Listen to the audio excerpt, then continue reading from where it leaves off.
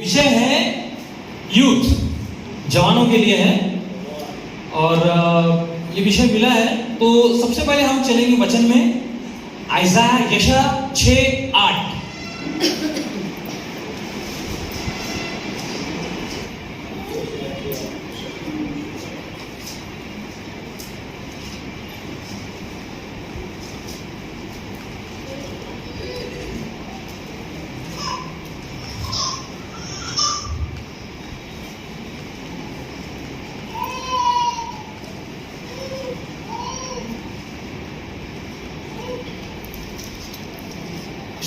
जोर से पढ़ लीजिए।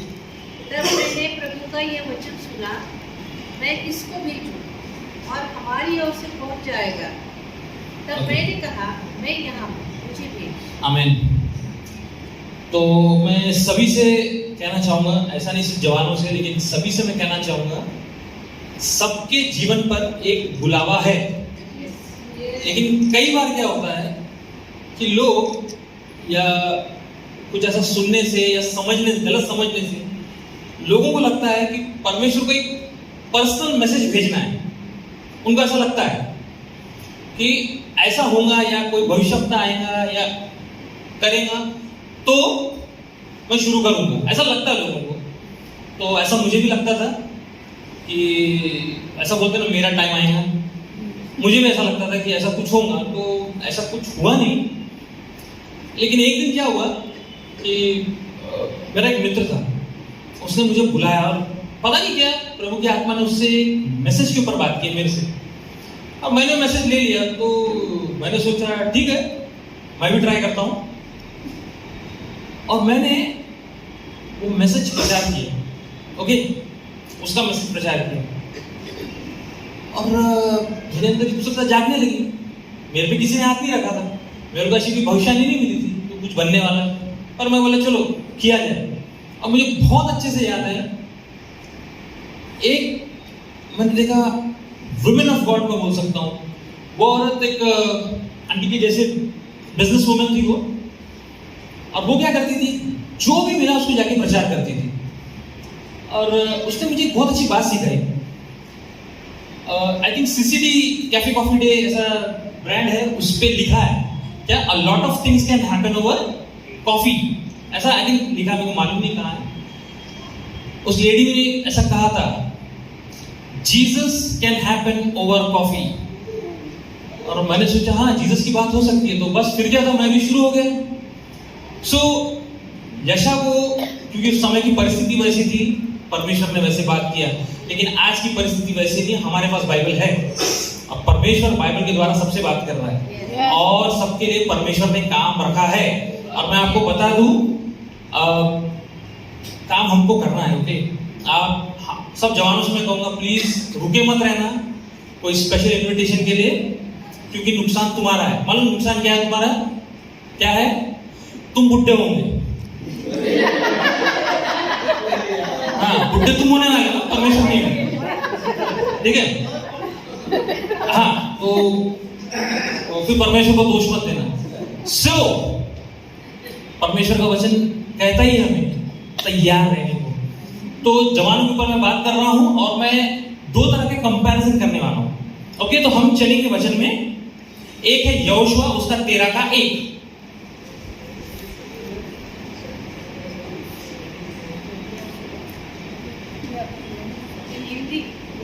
यहोशुआ 13:1, 13वां वचन, पहला अध्याय।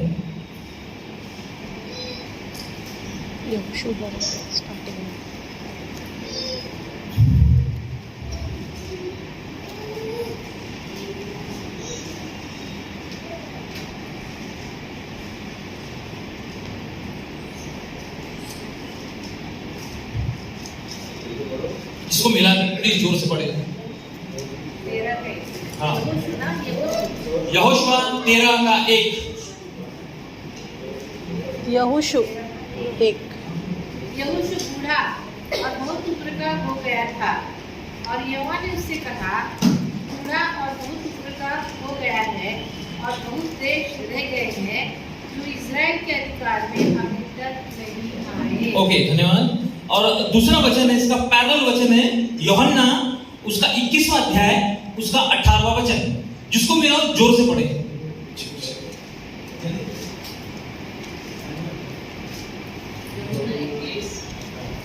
यूहन्ना 21 उसका 18। मैं तुमसे सच सच कहता हूँ, जब तू जवान फिरता था, परंतु जब तू बूढ़ा होगा तो अपने हाथ फैलाएगा और दूसरी तेरी कमर बांधकर जहाँ तू न चाहेगा वहाँ तुझे ले जाएगा। देखिए यहाँ दो तरह के कंपैरिजन है। यहाँ पुराने नियम का एक व्यक्ति है और यहाँ एक नए नियम का व्यक्ति है। ये दोनों चेले हैं, ओके। एक यहोशू मूसा का चेला है, पतरस यीशु का चेला है। और मूसा जो है यीशु का प्रतिरूप है, एक तरह का यीशु है पुराने नियम का। और बाद में जीसस ओरिजिनल आता है और यीशु का एक चेला है पतरस और मूसा का चेला है यहोशुआ। अब यहोशुआ जो है वो हो गया है बूढ़ा, यानी परमेश्वर उसको क्या बोल रहा है, रिटायरमेंट का समय तेरा आ गया है, अब काम नहीं हुआ, अब क्या होना है, तुम हटो की साइड में। और यीशु पतरस को क्या बोल रहा है, पतरस अभी तक ड्यूटी ज्वाइन नहीं किया, लेकिन परमेश्वर बता देगा रिटायरमेंट के बारे में, क्या होगा, कैसा मिलेगा, क्या उसका एंडिंग कितना अच्छा है। दोनों का एंडिंग में बहुत फर्क है। एक में काम नहीं हुआ, ओके, यानी ठीक है, अभी हम लोग को दूसरे को ढूंढना होगा। और दूसरे में क्या है, क्या जबरदस्त काम हुआ, उसको मालूम भी नहीं काम क्या हुआ, वो अभी ट्रेनिंग पीरियड पे थे, पतरस ट्रेनिंग पीरियड पे था। नहीं, परमेश्वर उसको क्या बोल रहा कि ऐसा ऐसा काम है, ऐसा होने वाला है, और पतरस को मालूम नहीं। और पतरस क्या कर रहा है, सर सोच रहा हूं क्या इसका क्या मतलब है। लेकिन हमारे लिए क्या बताया गया है कि वो परमेश्वर की महिमा करेगा। कैसे करेगा वो, उसका जीवन वो देगा, वो मारा जाएगा अंत में और परमेश्वर की महिमा होगी। अब एक मजे की बात है, पतरस या यीशु के चेले हमारे बारे में जानते थे क्या? उनको नहीं मालूम था, उनको बिल्कुल नहीं मालूम था कि हम लोग आने वाले, लेकिन परमेश्वर ने उसका जीवन को तैयार किया हमारे लिए। आज हम देख रहे हैं, वो बाइबल के अंदर है। और आप देखिए एक कहानी भी है लाजर की और उस रईस व्यक्ति की। अचंभे की बात है, एक भिखारी का नाम बाइबल में है, रईस व्यक्ति का नाम नहीं है। परमेश्वर ने रईस व्यक्ति का नाम नहीं लिखा, लेकिन भिखारी का नाम लिखा है कि नहीं। ऐसे बहुत से लोग हैं बाइबल के अंदर जिनका नाम लिखा है, उसी भी इसलिए लिखा है क्योंकि वो परमेश्वर के काम आए और वो हमको स्वर्ग में मिलने वाले हैं। और वो इसलिए मिलेंगे क्योंकि वो परमेश्वर के काम किए। और अगर हम भी वहां जाना है उनके पीछे, तो हमें भी अपना काम करना होगा। तो हमें आज डिसाइड करना होगा क्या करना।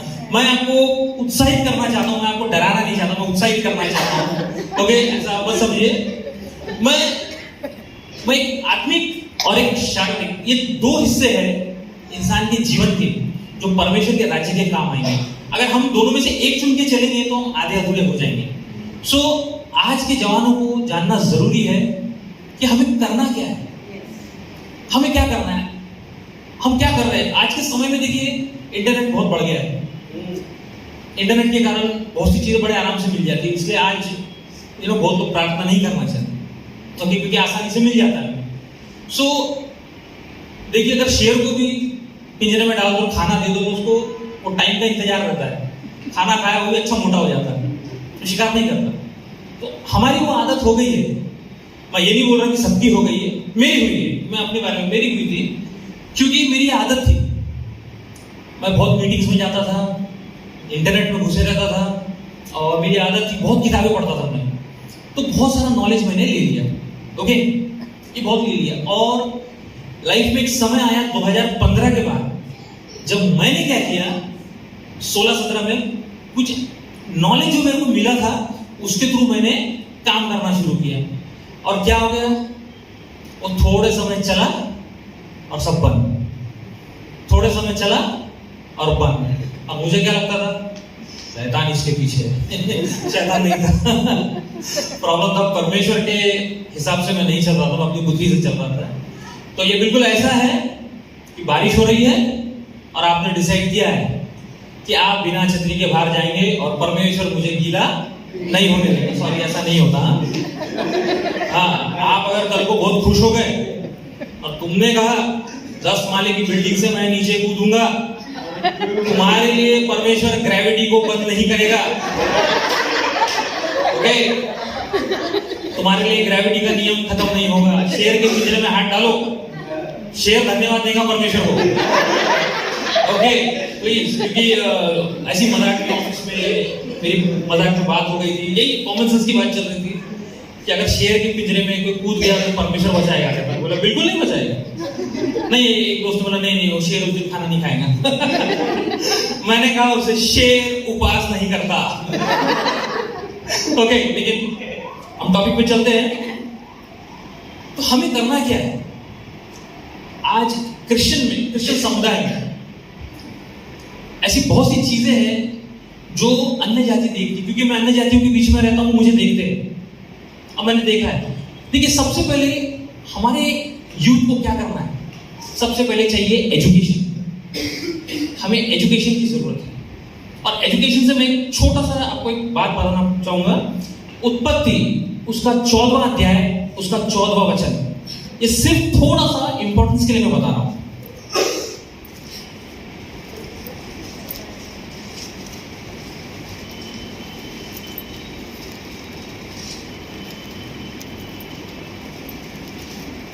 यह सुनकर कि उसका भतीजा बंदी बना लिया गया है, अब्राम ने अपने 318 शिक्षित युद्ध कौशल में निपुण दासों को लेकर, जो उसके कुटुंब में उत्पन्न हुए थे, अस्त्र शस्त्र धारण करके दान तक उनका पीछा किया।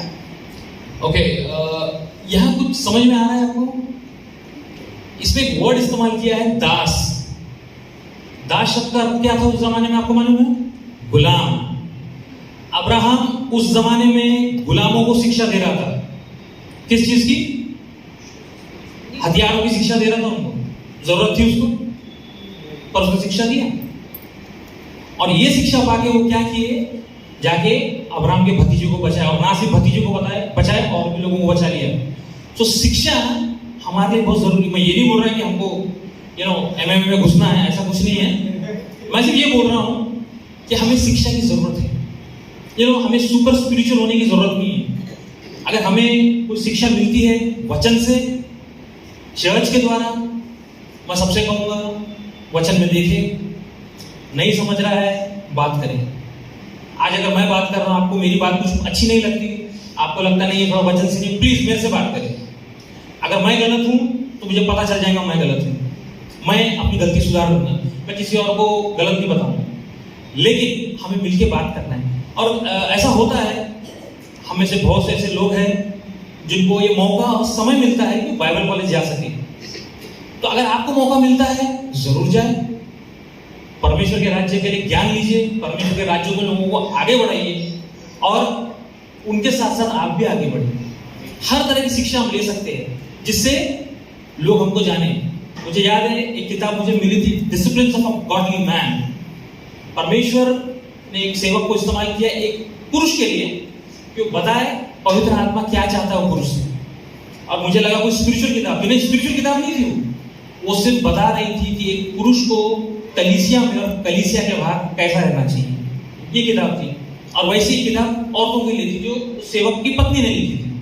तो मैं जरूर बोलूंगा कि ऐसी किताब पढ़े जिसे पवित्र आत्मा के विषय में दिया गया है, जो आपको बताए। तो शिक्षा से हम क्या कर सकते हैं?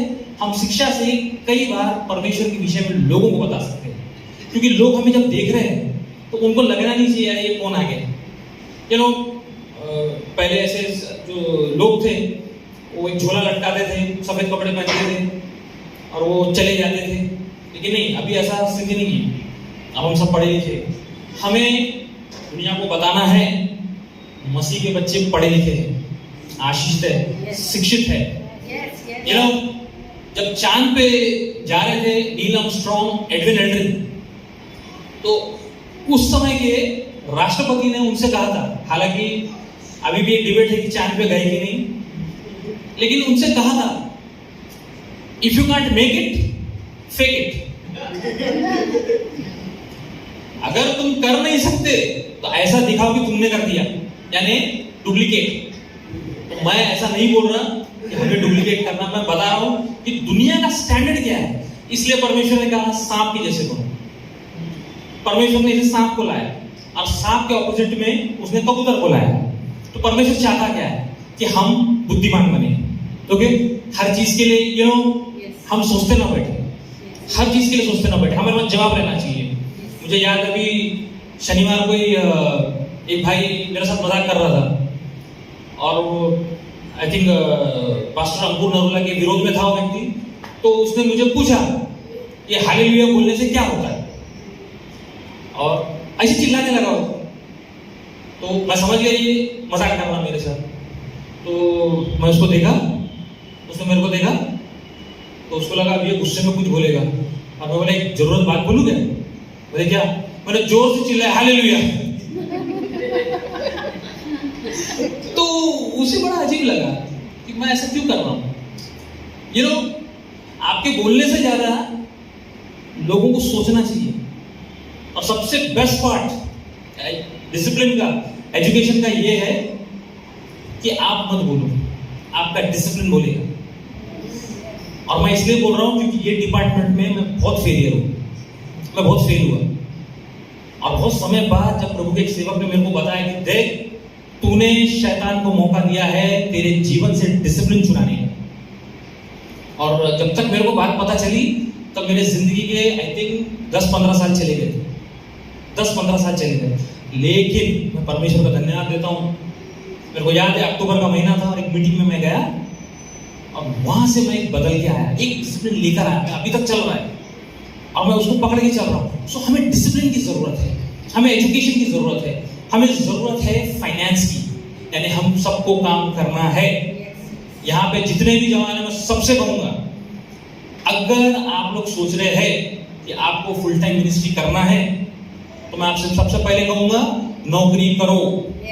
सबसे पहले नौकरी करो, क्योंकि अगर तुम नहीं करोगे और तुम परमेश्वर के नाम को लेके चलोगे तो सबसे बड़ा सवाल पैसे का आएगा, सबसे पहला सवाल। और बेस्ट वे क्या है? पैसा पे बहुत से लोग नौकरी करना नहीं चाहते।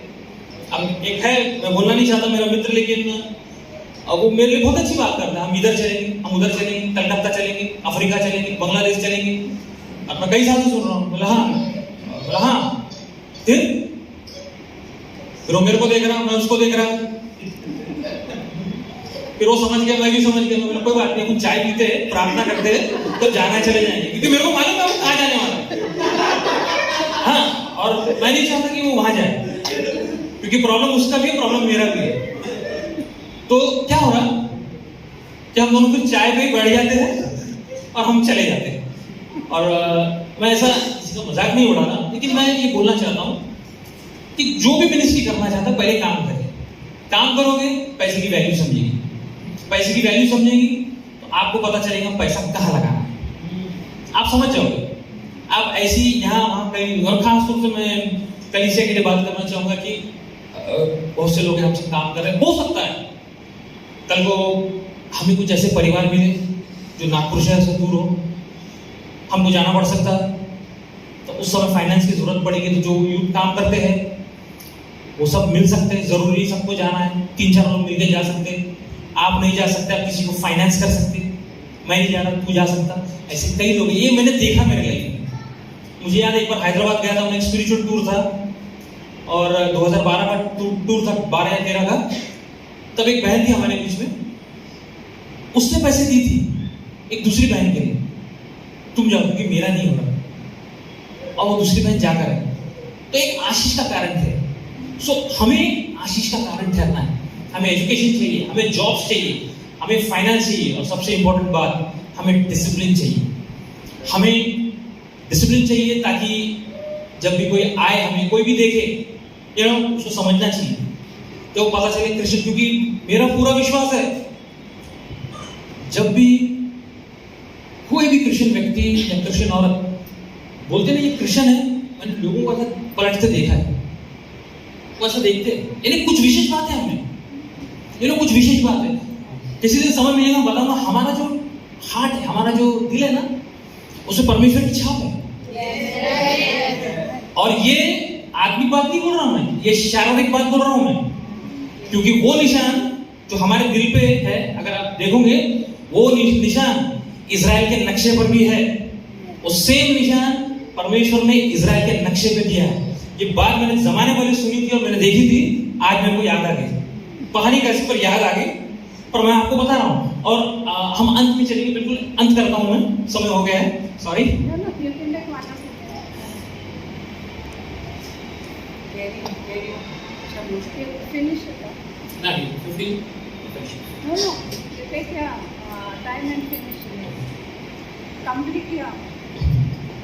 अभी 3-4 चीजें हमने देखी। अब सबसे बड़ी बात है, ये बात पक्की है कि बुलावा सबको है। देखिए, एक बार मेरे को भी जरा डाउट लगा तो मैंने सैमुअल को पूछा था, मैं बुलाया हूं क्या? सैमुअल ने बड़ा अच्छा सा जवाब दिया था। और एक मजेदार बात बता था सैमुअल के बारे में, मेरे बारे में। जब सैमुअल का जन्म हुआ था, वो साल मेरे को ड्यूटी लगी थी। तो हमारे में इतना डिफरेंस है, लेकिन मैंने जब उसको पूछा था तो बड़े आराम से उसने बोल दिया मेरे को, बोला हाँ ये भी बात है। तो मैं ये आपको बताना चाहता हूं कि आप परमेश्वर को भूल सकते हो, परमेश्वर आपको नहीं भूलेंगे। अब परमेश्वर अपने आप को क्या बोल रहा है? गडरिया।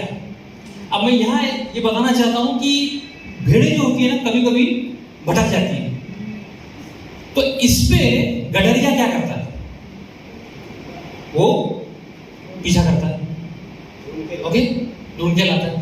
लेकिन कभी कभी ये होता है कि भेड़ जो है ना, वो आना नहीं चाहती, तो गडरिया क्या करता है? सोचो क्या करता होगा, कोई बता सकता है? नहीं नहीं, गलत। क्या करता है? ढूंढता है। वो उसका जो स्टाफ, उसकी लकड़ी रहती, वो उसके पैर पे मारता है। ये देखा किसी ने? ये मारता है उसको। और आप देखिए, जब भी वो लकड़ी दिखाई गई है, वो लकड़ी सीधी नहीं है, ऐसी है, और फिर वो ऐसी है। क्यों? तोड़ने के बाद वो पैर में फंसा के खींचता है उसको, और खींचने के बाद वो कंधे पे ले लेता है, मैन और फिर वो लेके चलता है। सो ऐसा मैंने कईयों के बारे में सुना है कि परमेश्वर के पास टाइम नहीं है तुम्हारे लिए, परमेश्वर को फर्क नहीं पड़ता, परमेश्वर तेरे को जाने देगा। ऐसा कुछ नहीं होता है, ठीक है? परमेश्वर को बहुत फर्क पड़ता है, क्योंकि तुम्हारे और मेरे लिए उसने माना है, ठीक है? अगर आप लोगों को झूठ लगता है ना, तो 1 लाख रुपया किसी के ऊपर आप इन्वेस्ट करो और देखो, फिर तुमको पता चलेगा। तुमको अपने थोड़े से पैसे के लिए इतने सीरियस हो, और जिसने खून बहाया उसको कोई फर्क नहीं पड़ रहा। तो ये कैसा है? ये जंगली बीज है, हमारे बीच में जंगली बीज है। ये जंगली बीज डाला गया हमारे बीच में, और हम क्या कर रहे हैं? उसको पानी दे रहे हैं। और मैं ये बताना चाहूंगा, स्ट्रेस करना चाहूंगा, 2 तरह के बीज है। एक बीज डाल दिया गया है, और एक बीज में दूसरे बीज को, जंगली बीज को डाल दिया गया। जो अच्छा बीज है उसके लिए बहुत मेहनत लगती है, बहुत मेहनत लगती है। लेकिन जो जंगली बीज है ना, तो उसके लिए मेहनत नहीं लगती, बड़े आराम से निकल जाता है कि नहीं? आराम से वो निकल जाता है। लेकिन अच्छे बीज के लिए बहुत मेहनत। और क्या कहता है परमेश्वर का वचन? चिड़िया आके लेके बीज चले जाती है। इसका उदाहरण देखना आपको, अभी बता सकता हूं मैं। अच्छा, कितने लोग बता सकते हैं पिछले हफ्ते का मैसेज क्या था? चिड़िया लेके बुढ़ापा के ऊपर था। एक को याद है, देखो जिसको नहीं मालूम है याद रहे, तुम्हारा बीज लेके चले गया। ये प्रैक्टिकल है, तुम्हारा बीज लेके चले गया। नहीं, ऐसा मैं किसी के ऊपर उंगली नहीं उठा रहा, मेरे को भी नहीं मालूम। वो सिर्फ एक तरीका था तुमसे जानने का, क्योंकि मेरे को कोई पूछने वाला नहीं है। क्यों मेरे को क्यों नहीं पूछेगा? क्योंकि मैं यहाँ खड़ा हूँ और आप सबको क्या लग रहा है साइकोलॉजी मेरे को मालूम है, मुझे नहीं मालूम। और मैं अंत करना चाहूंगा और एक कहानी आपको बताना चाहूंगा। चलो ध्यान से सुनना। एक बार एक व्यक्ति हुआ करता था इतिहास में, और वो व्यक्ति जो था वो एस्केप आर्टिस्ट था। ये रियल हुआ है, ठीक है। और उसको तुम रस्सियों में बांधो, लोहे में बांधो, जंजीरों में बांधो, कहीं भी बांधो, निकल जाता। उसकी वीडियो से बाय द वे, ओके। और उसने डिक्लेयर किया, चैलेंज किया, मेरे को कोई बांध के नहीं रख सकता, कोई रस्सी नहीं, कोई लोहा नहीं, कोई जेल नहीं, कुछ नहीं। उसने शब्द बोला जेल।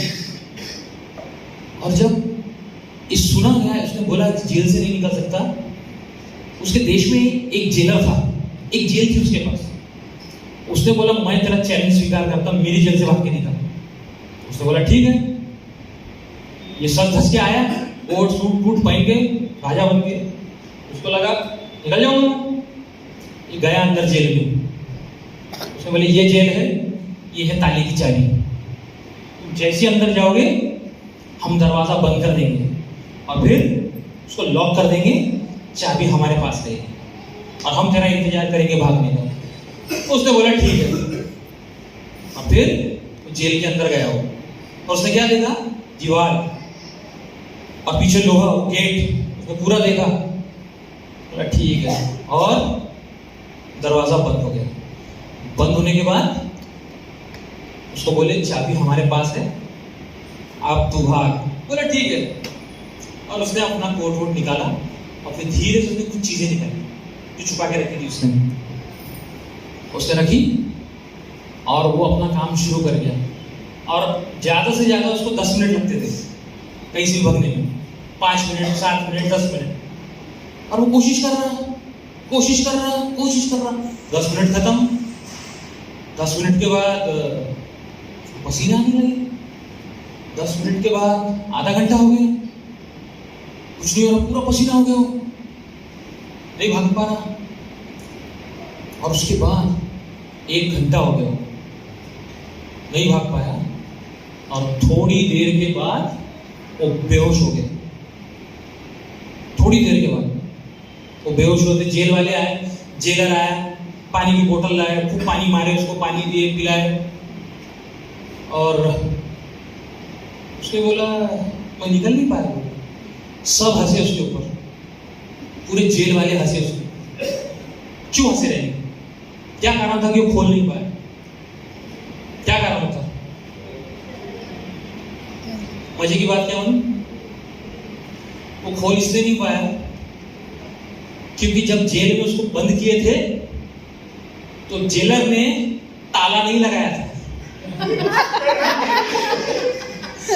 जेल खुली थी, उसको दिखाया कि जेल बंद है, उसको लगा जेल बंद हो चुकी है। उसके दिमाग में फिट किया हमने तेरे को बंद कर दिया है। और क्या किया, चाबी उसको दे दे तेरी आजादी। लेकिन वो पहले से आजाद था और वो खुली हुई चीज को बंद समझ के उसके ऊपर काम किए जा रहा। और क्या हुआ, ताकत अपनी लगा लिया, बेहोश हो गया। और कुछ होता डिप्रेशन में जाता, शायद मर भी सकता था। लेकिन क्या हुआ, सामने वाले ने क्या किया था, ताला नहीं लगाया था। लेकिन मैं अंत करते हुए बोल रहा हूं कि आप सबके ऊपर बुलावा है, हर एक के ऊपर, जवानों के ऊपर। लेकिन परिस्थिति और खास तौर से हमारी जो रिश्तेदारी है लोगों के साथ, वो कई लेवल पे परमेश्वर के साथ अच्छी नहीं है, लेकिन लोगों के साथ अच्छी है। तो हम क्या करते हैं, उनके जंगली बीज ले लेते हैं और हम उसको क्या करते हैं, पानी डालते हैं, फिर वो फल लाता है। और हो रहा क्या है, शैतान आपको ये बता रहा है चीजें बंद है, परमेश्वर आपको ये बता रहा है भैया चीजें खुली है। क्यों? एक बार हुआ था प्रेयर मीटिंग में, प्रभु का एक सेवक आ गया और शैतान ने ये किया, शैतान ने वो किया, शैतान ऐसा, शैतान वैसा। और बहुत से लोग थे जो नए थे, वो घबरा गए, उनको लगा शैतान इतना पावरफुल है। तो मुझे बोलना पड़ा, नहीं ये ऐसा नहीं हो सकता, शैतान के हाथ में ऐसा नहीं हो सकता। बोले कैसे बोल रहे? नहीं, बोला मैंने बाइबल में कहीं पढ़ा था, मैं ऐसा बोला उसमें, मैंने ऐसे कहीं पढ़ा था, पृथ्वी मेरी है, सब कुछ मेरा है। मैं बोला अगर पृथ्वी परमेश्वर की है, सब कुछ ही परमेश्वर का है, तो फिर आप कैसे बोल रहे कि शैतान का अधिकार है? तो बोलना ये शैतान का अधिकार नहीं है। वो हमारी मानसिकता है, हमने उसको जगह दे दी। Yes. और हम जब उसको जगह देते हैं Yes. Yes. तो वो क्या करता है, उसको लगता है अब ये मेरा, ये मेरा। इसलिए मूसा के लिए शैतान दौड़ के आया था। क्यों? क्योंकि उसने गलती की, मेरा है। यू नो, ये पॉसिबल नहीं है। चैनल परमेश्वर का है और उसमें सारे एडवर्टीजमेंट शैतान के आ रहे हैं, ऐसा पॉसिबल नहीं है। अगर परमेश्वर का चैनल है तो सिर्फ परमेश्वर की बातें होगी। आप पे बुलावा है तो आप सिर्फ परमेश्वर की बात करोगे। एक छोटा सा एग्जांपल और दे देता हूँ, परमेश्वर याद दिला रहा है, रियल बात है। जैसे नाइके और ये रीबॉक जैसे बड़े ब्रांड की कंपनियां हैं, ऐसे एक कंपनी थी, उसने अफ्रीका के गांव में अपने सेल्स पर्सन को भेजा, बोला यहाँ जूते भेजना है, जाओ बेच के दिखाओ। और उसको प्लेन में दे दिए, मस्त प्लेन में बैठा और जाके देखा, उसने देखा अरे ये तो चप्पल भी नहीं पहनते, पूरे नंगे पैर है। अरे उसने बोला देखो सर यहाँ कुछ नहीं हो सकता, यहाँ तो लोग चप्पल भी नहीं पहनते, और वापस चले गए। फिर कंपनी ने दूसरे सेल्समैन को भेजा, उसने देखा अरे यहाँ तो लोग चप्पल नहीं पहनते। वो बैठ गया शांति से एक जगह पे और एक कॉल लगाया, बोला लोग यहाँ चप्पल नहीं पहनते, नंगे पैर घूम रहे। तो कंपनी वाले तो क्या, जूते भेजो, जल्दी जूते भेजो, क्योंकि लोग चप्पल नहीं पहनते, जूते पहनेंगे। सो ये आपकी मानसिकता है, Yes. Yes. आपकी मानसिकता है। आपका पिता क्या कर रहा है, आप किसको महत्व देते? देखो मेरे जिंदगी में मैंने 5 साल परमेश्वर को महत्व नहीं दिया, मैंने शैतान को महत्व दिया। मेरे को लगा हाँ नहीं वो बराबर है, अब कुछ नहीं होता, ऐसा मेरे को लगा। और इसमें क्या हुआ, मेरे को कुछ ऐसे लोग मिले जिन्होंने मेरे को कहा तेरा रास्ता गलत है, इसे छोड़ दे, साधारण जीवन जी, कुछ नहीं होगा। लेकिन मेरे को खुशी है कि चलो भाई ऐसे भटकते भटकते मैं चर्च में आया और सबका साथ मिला। और मैं बोलूंगा सबका साथ सबका विकास, बिल्कुल सही बात है। मन की बात बाइबल से ली गई है भाई, दाऊद बोल रहा है मन की बात है, ये सब बिब्लिकल चीज है। सो ये सब चीजें मेरे साथ हुई, ओके। मुझे नहीं मालूम इस समय में या आने वाले समय में परमेश्वर किसको कहाँ उठाएगा, मैं नहीं जानता। लेकिन मैं जानता हूं अगर 5 साल मैंने वेस्ट किए और जो चीज खुली थी मेरे लिए, मैंने मानसिकता लाई कि वो बंद है और मैं अपनी तरीके से खोलने के चक्कर में था। आज पता चल रहा है सब पहले से खुली थी, प्रॉब्लम सिर्फ मेरा था, मैं सो रहा था, परमेश्वर जाग रहा था, मैं सो रहा था। और मुझे फिर से बात याद आई, बुढ़ा मैं होने वाला हूँ, परमेश्वर नहीं। तो मैं आप सबसे कहूंगा परमेश्वर आप सबसे प्रेम करता है, ओके।